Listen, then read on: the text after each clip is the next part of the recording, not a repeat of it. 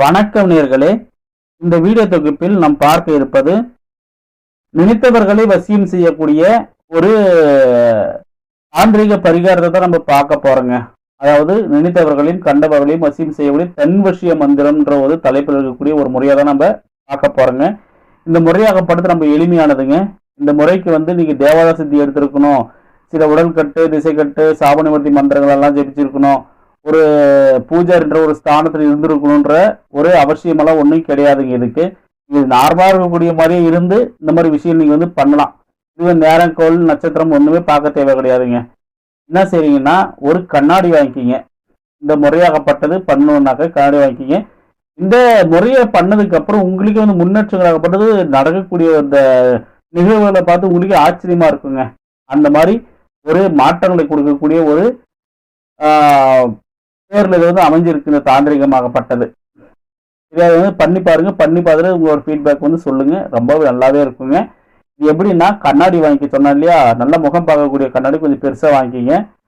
பெருசா வாங்கிக்கிட்டு அதை முதல்ல உப்பு தண்ணி கடல் தண்ணியில கழுவணும். கடல்ல போக முடியாது. கடலுக்கு போயிட்டு எடுத்து தண்ணி எடுத்து இது பண்றதுக்கெல்லாம் ரொம்ப நேரம் ஆகும். சரியா? அந்த தேவதா சித்தி அது இதுன்னு எதுவுமே இல்லைன்னு சொல்லிட்டு பெரிய வேலையை சொல்றேன்னு சொல்லிட்டு யோசிப்பீங்க. கடலுக்கு கூட போக வேணாங்க. வீட்டில் நார்மலா உப்பு, மஞ்சள், இந்த விஷயத்த நீங்க கல்லுப்பு மஞ்சள் கலந்து தண்ணியில கரைச்சி அதை ஒரு துணியால தொட்டு, நான் அதை ஒரு காட்டன் துணியில தொட்டு இந்த கண்ணாடியை முதல்ல தொடச்சிக்கணும். நல்லா சுத்தமா தொடச்சிக்கிங்க. தொடச்சிக்கிட்டு என்ன செய்றீங்கன்னா, குப்பை மேனி செடி அங்க இருக்குன்னு பாருங்க. அதுல ஒரு 5-6 செடி நல்லா அந்த செடியை செடியை ஆணிவர் அறாம எடுத்துக்கிங்க. இது சாவணிவர்த்தி, நீர் ஊட்டணும், காப்பு கட்டுன்ற என்ன விஷயங்கள்லாம் தேவை கிடையாதுங்க. அப்படியே போடுங்க. சரிங்களா? இரும்பாயுதம் இருந்தாலும் சரி, இரும்பாயுதம் இருந்தாலும் அப்படியே நீங்க பிடுங்கிக்கலாங்க. வேற ஆணிவேர் எதுவும் தாந்திரிக விஷயம் இல்லையா, ஆணிவேர் வராம நீங்க அப்படியே இரும்பாயுதம் கொண்டு நீங்க பிச்சுக்கலாம். பிச்சுக்கிட்டு இந்த வேறு இடத்துல போய் நிழல்ல உலர்த்தி நல்லா காய போட்டுக்குங்க. காய போட்டுக்கிட்டு ஒரு 2-3 நாள் கழிச்சு ஒரு மண் சட்டியில இந்த பச்சை கற்பூரம் போட்டு அதுக்கு மேலே இந்த வேரை போட்டு இந்த வேரை கருக்கிங்க. கருக்கிக்கிட்டு அதுக்கடுத்து இடிகளிலோ அல்லது அரைக்கல்லையோ இதெல்லாம் போட்டு நல்லா பவுடர் பண்ணிக்கிங்க. நல்லா இடிச்சு நல்லா பவுடர் பண்ணிக்கிங்க. அதான் நம்ம முகத்துக்கு பூசுற பவுடர் எப்படி இருக்கும், அதை போல நல்லா பவுடர் பண்ணிக்கிட்டு, இது கூட அதாவது இந்த மூலிகையாகப்பட்டது தான் அதிகமாக இருக்கணும், நம்ம சேர்க்கக்கூடிய பொருட்களாகப்பட்டது கம்மியாக இருக்கணும். சரியா? இதுக்கு தேவையானது ஜவ்வாது பேஸ்ட்டு அல்லது ஹத்தர் பேஸ்ட்டு. வேற இந்த கோராஜனம், குங்குலியம், புனுகு அந்த மாதிரி விஷயங்கள் வேணுமா, சேர்க்கணுமா, கோராஜனா ஒன்றும் அதெல்லாம் ஒன்றும் தேவை கிடையாது. இது ரெண்டே போதும். வாடைக்காக, வாசனைக்காக இது ரெண்டே ஒரு மாதிரி இந்த வாடையெல்லாம் நல்லா இருக்காது இல்லையா? அதாவது இந்த வாசனை, இந்த விஷயங்கள் எல்லாம் பொறுத்த வரைக்கும் நறுமணங்கள் தான் நம்மளுக்கு முக்கியம்.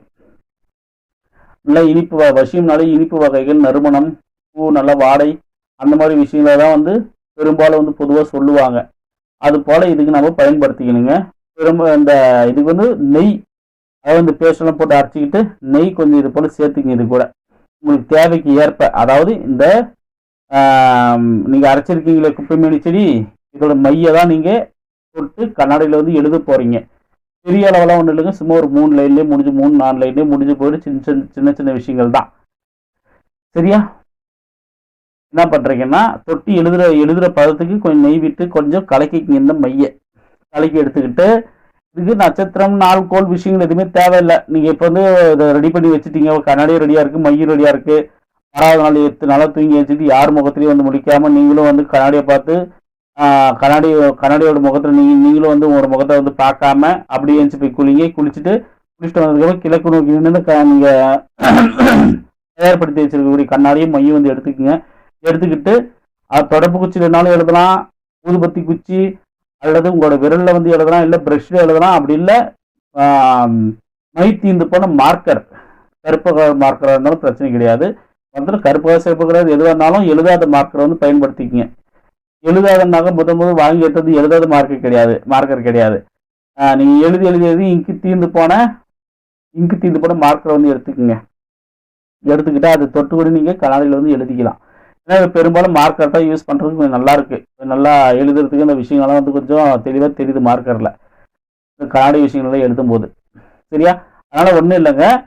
என்ன பண்றீங்கன்னாக்க, முதல் லைன்ல வசி வசி வசி, கண்ணாடியில முதல் லைன்ல வசி வசி வசின்னு எழுதிக்கங்க. அதுக்கடுத்து சகலரும் வசி வசி, அதுக்கடுத்து சர்வமும் வசி வசி, அதுக்கடுத்து சகலரும் வசி வசி. இதை மட்டும் நீங்க இந்த 4 லைன், அதாவது வசி வசி வசி, சகலமும் வசி, சர்வமும் வசி, சகலரும் வசி, இந்த விஷயங்களை வந்து நீங்க கண்ணாடில வந்து எழுதிடுறீங்க. இது வந்து மந்திரமா வந்து எழுதிடுறீங்க. எழுதி ஆனதுக்கு அப்புறம் அந்த கண்ணாடியை வந்து பார்த்து இப்ப நான் சொன்னக்கூடிய விஷயத்த ஒரு 21 முறை, அதாவது வசி வசி வசி, சகலமும் வசி, சர்வமும் வசி, சகலரும் வசி சொல்லிட்டு ஒரு 21 முறை சொல்லிட்டு அந்த கண்ணாடியை பார்த்து நீங்க கும்பிட்டுட்டு ஒரு 2-3 ஊதுபத்தி எடுத்து அந்த கண்ணாடிக்கு வந்து சும்மா மாட்டி வச்சு பூஜை பண்ணுங்க.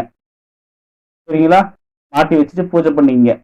அதாவது மேற்கு நோக்கி கண்ணாடி பட்டது இருக்கணும். மேற்கு நோக்கி இருக்கிற மாதிரி கண்ணாடி வந்து மாட்டிக்கிங்க. தினந்தோறும் அது ஏஞ்சிக்கும் போதுதான் ஒரு 2-3 நாள் நீங்க முதல் நாள் வந்து இந்த மாதிரி எழுதி மந்திரத்தை ஓதி மாட்டிடுங்க. மாட்டிட்டு அதுக்கு வந்து கற்பூரமெல்லாம் ஒன்றும் காட்ட தேவை கிடையாது. ஊதுபத்தி வந்து ஒரு 2-3 ஊதுபத்தியை வந்து மட்டும் கொளுத்தி அதுக்கு வந்து பூஜை பண்ணிட்டு அந்த ஊதுபத்தி எடுத்துட்டு போயிட்டு அப்படியே பூஜை ரூம்ல வந்து வச்சிருங்க. கொளுத்தின ஊதுபத்தி எடுத்துட்டு போய் பூஜை ரூம்ல வச்சிடுங்க. அதுக்கடுத்து மறாவது நாள் என்ன பண்றீங்க, பூஜை பண்ணிட்டு மறாவது நாள் ஏஞ்சி இதே மாதிரி குளிச்சுட்டு சுத்தபத்தமா யாரும் மாதிரி முடிக்காம நீங்க கண்ணாடியை வந்து பார்க்காம குளிச்சுட்டு வந்துட்டு இது முன்னாள் நின்று வசி வசி வசி, சகலமும் வசி, சர்வமும் வசி, சர்வரும் வசின்னு சொல்லிட்டுன்னு இந்த மாதிரி 21 முறை இந்த மந்திரத்தை நீங்க வந்து சொன்னா போதுங்க. சொல்லிட்டு இதுக்கு வந்து ஊதுபத்தி காமிச்சிட்டு ஊதுபத்தி வச்சிருக்கிறது பூஜை ரூம்ல எடுத்து போய் வச்சுட்டு நீங்க ஒரு அன்றாட வாழ்க்கையை வந்து இப்போ அன்றாட வேலைகளை வந்து பாருங்க. இந்த விஷயங்கள் பண்ணதுக்கு அப்புறம் உங்களுக்கு ஆச்சரியமான விஷயங்கள்லாம் வந்து நடக்கிறத நீங்களே வந்து கண் கூட பார்ப்பீங்க. பிடிக்கலன்னு சொல்லிட்டு ஒதுங்கி பேசாம இருக்கிறவங்க வந்து உங்கள்கிட்ட பேசுவாங்க. அல்லது மேலிடத்துல வந்து நீங்க ஆபீஸ்ல வேலை செய்வீங்க, உங்களை எரிஞ்சு விழுவாங்க, மேனேஜர் எரிஞ்சு விழுவான், எம்டி எரிஞ்சு விழுவான். அந்த மாதிரி இருக்கக்கூடியதெல்லாம் மாறி கொஞ்சம் அன்பா கொஞ்சம் பாசமும் உங்களை பார்த்தா கொஞ்சம் நல்ல ஒரு தன்மையோட ஒரு மென்மையா நடந்துக்குவாங்க உங்ககிட்ட. சரிங்களா? ஃப்ரெண்ட்ஸு வட்டாரத்துலேயே ஆகட்டும், அல்லது வேலை செய்கிற இடத்துலையே ஆகட்டும், அல்லது உங்களோட சொந்த பந்தங்களாகட்டும், யாரெல்லாம் உங்க மேலே கோவப்பட்டாங்களோ அவங்கெல்லாம் கொஞ்சம் உங்க மேலே பாசமாக இருப்பாங்க. அதுக்கடுத்து வந்து ஒரு அதிர்ஷ்டமான விஷயங்களெல்லாம் யோகங்களான விஷயங்கள்லாம் வந்து இதன் மூலியமா நடக்க ஆரம்பிக்குங்க. ஏன்னா இது பயன்படுத்திக்கிறது குப்பைமேனி இல்லையா? ஒரு மூலிகை வந்து பயன்படுத்தி நம்ம இந்த ஒரு தாந்திரிக பரிகாரத்தை பண்ணியிருக்கோம். அதனால மூலிகைக்கும் பிரபஞ்சத்துக்கும் உண்டான பந்தம் என்னன்றது உங்களுக்கே தெரியும். சரியா? அதன் அடிப்படை கோட்பாடுல இந்த மாதிரி நல்ல ஒரு விஷயங்களாகப்பட்டது, வசீகரமான ஒரு தன்மைகளாகப்பட்டது இது வந்து கொடுக்குன்றது இயற்கையோட உறுதியான சாசனம். சரியா? அதனால இந்த முறையை வந்து நீங்க பயன்படுத்தி பாருங்க, நல்லதே நடக்கும். இது வந்து வேணாம்னு சொல்லிட்டு ஒதுக்கி போகாதீங்க. எல்லாமே ஒரு நல்ல விஷயங்கள் தான். ஒவ்வொருத்தருக்கும் ஒவ்வொரு விஷயங்களாகப்பட்டது எளிமையா இருக்கிறதா தோணும். அதன் அடிப்படையில் ஒவ்வொரு விஷயங்களும் சொல்லிட்டு வந்துகிட்டு இருக்கு. சரிங்களா? அதுக்கடுத்து நண்பர் ஒருத்தர் பாலமுருகன் மந்திரத்தை வந்து கேட்டுக்கிட்டு இருக்கார். நான் வந்து ரெஃபர் பண்ணிக்கிட்டு இருக்கேன். இப்போ வந்து எல்லா வீடியோ வந்து நான் இது போட்டு வச்சிருக்கிறேன் இல்லையா, ஹோல்டு போட்டு வச்சிருக்கிறேன் இல்லையா, ஹோல்டு போட்டு வச்சிருக்கனால வந்து படிப்படியாக தான் ஒவ்வொரு நாளைக்கும் வந்து படிப்படியாக தான் வந்து யூடியூப்ல வந்து வீடியோ வந்து அப்லோட் ஆகும். சரிங்களா?